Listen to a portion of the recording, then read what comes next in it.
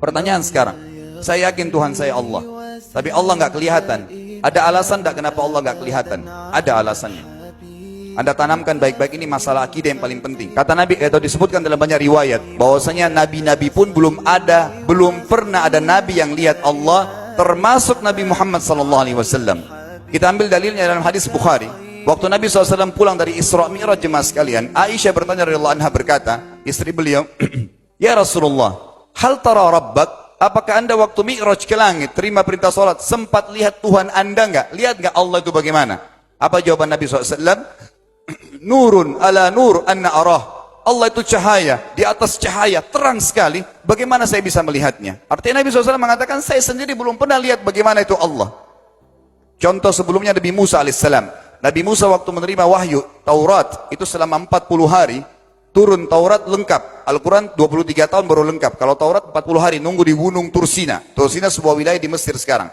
Itu banyak gunung-gunung batu, ada satu gunung batu yang tinggi, Nabi Musa nunggu di situ. Setiap hari Jibril datang turunin surah, turunin ayat gitu. Setelah berlalu 37 hari dari 40 hari menunggu Taurat turun, Nabi Musa alaihissalam tiba-tiba bertanya kepada Allah, mengatakan begini dalam Al-Quran, A'udzu billahi minasyaitonir rajim, Rabbi arini anzur ilaik. Wahai Tuhanku, izinkan aku melihatmu. Aku beriman kau ada ya Allah, tapi aku ingin lihat kau bagaimana.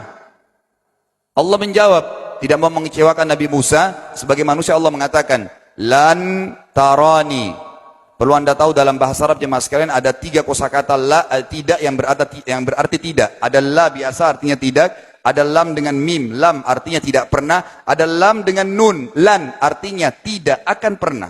Allah mengatakan apa? Lan tarani, kau tidak akan mampu melihatku hai Musa. Tapi Allah nggak mau kecewain Musa. Ternyata Musa selama 37 hari jemaah sekalian kagum-kagum lihat gunung-gunung batu di situ. Pergantian siang malam, burung-burung yang terbang, air yang mengalir di lereng-lereng gunung. Lalu dia mengatakan, Allah mengatakan apa? Walakin unzur ilal jabal, fa in istaqarra makanahu fa sawfa tarani. Coba kamu lihat gunung-gunung batu di sekitarmu hai Musa. Kalau mereka bisa menampung kedatanganku, kata Allah, kau akan bisa melihatku. Apa yang terjadi? Allah lanjutkan, falamma tajalla rabbuhu lil jabal. Waktu Allah baru niat mau datang, belum datang, ja'alahu dakka. Semua gunung batu itu hancur lebur, tidak mampu menampung kedatangan Allah. Wa kharra Musa sa'iqa. Lalu Musa pingsan tiba-tiba. Waktu Nabi Musa bangun, langsung ucapkan kalimat, amantu billah. Saya beriman pada Allah. Berarti fakta lapangan, nabi-nabi aja belum pernah lihat Allah. Masih pertanyaan lagi jemaah sekalian, kenapa Allah nggak bisa kelihatan? Saya akan jawab dan tolong ini jadikan sebagai pegangan hidup. Ini landasan akidah kita. Kata para ulama, karena anda kalau sholat, anda mengucapkan satu kalimat yang merupakan jawabannya. Allahu Akbar. Allah Maha Besar. Akbar adalah siga mubalaghah dalam Islam. Sesuatu yang melampaui batas. Maha Besar. Kita terangkan. Kata Nabi SAW, perumpamaan bumi yang kalian tinggali ini dibanding dengan langit pertama di atas kepala kalian. Ada 7 lapis langit. Allah mengatakan, sab'an shidada. 7 lapis langit yang kokoh. Alladzi khalaqa sab'a samawatin tibaqa. Yang menciptakan langit tibaqa bersusun. 1, 2, 3, 4, 5, 6, 7. Allah di atas langit ke-7. Kata Nabi SAW, perumpamaan bumi yang kalian tinggalin dibanding dengan langit pertama di atas kepala kalian, ibaratnya seperti cincin yang dibuang di padang pasir. Jadi kita tidak akan pernah bisa melihat ujungnya langit karena kita sangat kecil, dan ini terbukti secara fakta. Apakah anda sudah tahu bahwasanya miliaran bintang-bintang yang ada di atas kepala anda yang jaraknya sekian miliar tahun dari bumi dan sekian miliar tahun lebih besar daripada bumi, sekian miliar kali lebih besar daripada bumi, itu semua berada di bawah langit pertama. Manusia tidak akan pernah bisa memegang langit ini dengan telapak tangannya karena dari sini saja ke Pluto jaraknya 270 tahun. Nggak bakal bisa ada astronot dikirim kena mati di tengah jalan. Jaraknya jauh sekali bintang-bintang dan semua berada di bawah langit pertama.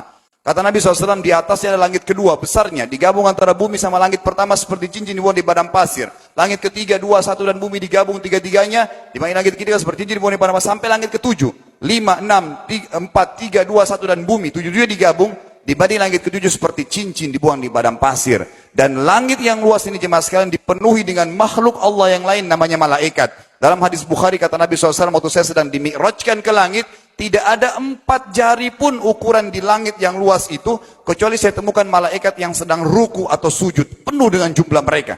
Anda tahu malaikat itu ada namanya nama kelompok, seperti Rakib, Atid itu kelompok, di bawah Rakib banyak miliaran malaikat, di bawah Atid miliaran malaikat. Sama dengan Munkar Nakir, ada memang nama kelompok. Makanya kalau manusia 5 miliar, rakib atidnya 10 miliar. Rakib atidnya 10 miliar. Lalu kata Nabi SAW, di atas langit ketujuh ada Sidratil Muntaha.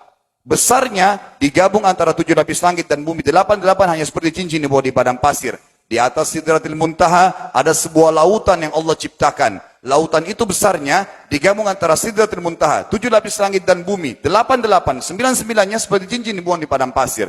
Makanya kalau Anda baca Quran, Anda baca ayat wa kana arsyu 'alal ma'. Singgasana Allah di atas air. Ini maknanya. Air adalah ada lautan. Lalu kata Nabi SAW, arsy-nya Allah di atas lautan itu singgasananya Allah. Besarnya digabung antara lautan, Sidratul Muntaha, 7 lapis langit dan bumi. 10-10-nya hanya seperti cincin dibuang di padang pasir. Anda sudah hafal ayat kursi? Apa artinya? Ayat tanda-tanda kebesaran Allah. Kursi itu artinya bukan tempat duduk, tapi tempat pijakan kaki raja di singgasana. Kalau raja ingin naik singgasananya dipijakan kaki, itu namanya kursi. Kita baca apa? Wasi'a kursiyuhu as-samawati wal ard. Pijakan kakinya Allah saja sudah menutupi seluruh langit dan bumi ini. Jadi kita mustahil bisa melihat Allah karena besarnya Allah Azza wa Jal. Tinggal kita tutup jemaah sekalian. Kira-kira, lalu bagaimana saya berhubungan dengan Allah? Jawabannya sederhana. Anda lingkari namanya Allah, ini Tuhan kita. Yang menyembah selain Allah kafir, yang mempartisipasikan Allah dengan makhluknya, masih sembah berhala, kuburan, jimat, namanya syirik. Dua-dua nggak boleh. Untuk berhubungan dengan Allah yang tidak kelihatan dengan mata kita ini, tapi kita bisa rasakan keberadaannya, cuman satu cara. Di bawahnya lingkarin ibadah. Salat, puasa, zakat, haji, takziah, ziarah kubur, semua ini adalah rangkaian ibadah untuk berhubungan dengan Allah. Semua ibadah ini jemaah sekalian, harus seperti yang Allah mau, bukan yang Anda mau. Ini penting. Karena kalau tidak seperti yang Allah mau, Allah tidak terima. Bagaimana caranya supaya bisa seperti yang Allah mau? Ikuti buku pedomannya. Ada Al-Quran, ada Sunnah. Yang beribadah keluar dari 2 pedoman wahyu ini, tidak akan diterima oleh Allah. Seperti Anda kalau kerja di perusahaan, pimpinan perusahaan kasih peraturan. Senin pakai baju kuning, Selasa baju hijau, Rabu pakai baju hitam. Datang jam 7, keluar jam 5 sore. Ternyata Anda tidak. Hari Senin Anda pakai baju yang hari Rabu. Datangnya jam 9, keluar jam 2 siang. Dikeluarkan oleh pimpinan atasannya. Itu baru peraturan manusia. Bagaimana dengan peraturan Allah Azza wa Jal?